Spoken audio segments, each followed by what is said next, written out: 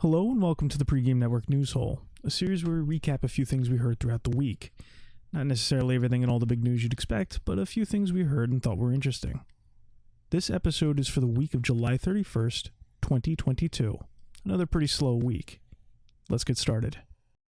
Kicking off the week was news that the remake of Star Wars: Knights of the Old Republic has been delayed indefinitely, which is a huge disappointment for anyone who hasn't been paying attention, but a relief for anyone who has.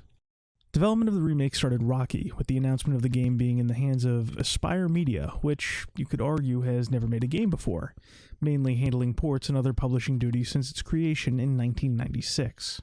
It was also announced early on that there would be rewrites, which itself is a pretty glaring red flag for a dialogue-dense RPG like this, but it only got worse as the person in charge of these rewrites openly bragged on Twitter about hating not just the game she was in charge of rewriting, but Star Wars in general.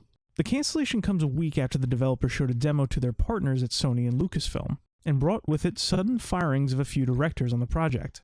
Later, the remaining studio leads and other inside sources explained that the unexpected pause was the result of what was seen as an unsustainably expensive development cycle and a disappointing showing after 3 years of development. Although not cancelled yet, what happens next is anyone's guess as the multiple studios involved sort the remaining mess out.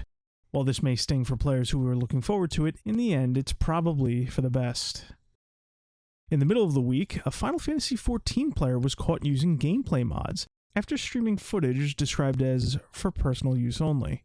In the resulting video, he could be seen receiving heads-up information on incoming attacks and directions on gameplay mechanics for the game's high-end content, among other things. The community reacted the only way it knew how, by immediately starting a witch hunt, naming and tracking down all members of this player's group, with the aim of getting them banned or blacklisted. A metered and understandable reaction from the ever-pleasant community, showing that while they normally be content staying within their own cliques, when the chips are down, nothing will stop them from banding together and tackling the big issues. As of this report, one of the members remains unnamed, with only his player class being shown, but don't worry, we'll get him eventually. Fighting game tournament EVO kicked off this week, and will wrap up this weekend. I'll be honest, no real news here. Actually bored me a bit as I brought it up. And there haven't really been any major announcements from it, but it is important for us to look at how things will be handled here on out, as this is the first time the tournament, which is the biggest of its kind all year, has been run in person since Sony's takeover in 2021. And everything feels off.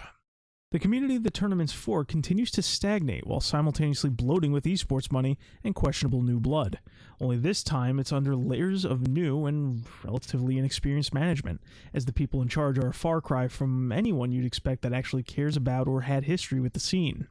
Game choices didn't help either. You could really feel the divide in quality and excitement comparing legacy titles like Street Fighter and Tekken, which maintain healthy competitive player bases, to desperate holdovers like insert NRS title here, and Skullgirls, which have waned heavily.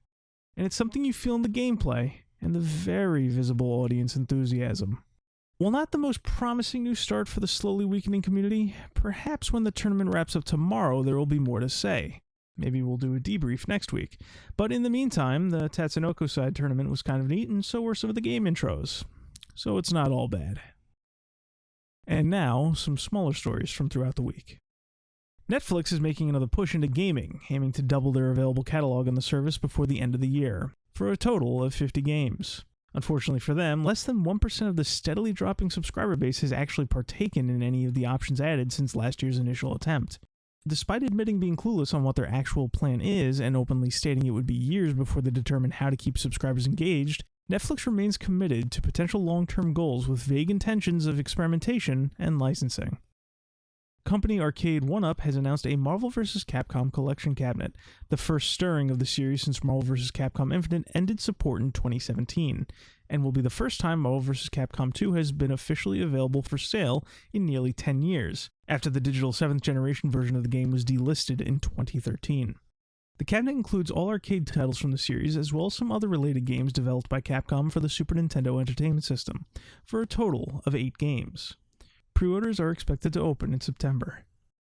Lastly, as we near to the end of the week, Sony and Nintendo both made comments on the state of the gaming industry, as sales slowed for both companies. Sony, which took the heavier hit of the two, stated that the entire industry was going through a slump as a result of post-pandemic spending, while Nintendo seems to think that consumers can't get a hold of consoles as a result of supply chain issues. While all of these explanations are plausible, well and good, I suspect there may be something else at play. Something that affects the entire industry that involves talent and quality.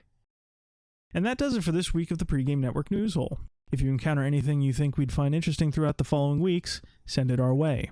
Thank you for listening, have a great week, and we'll see you next time.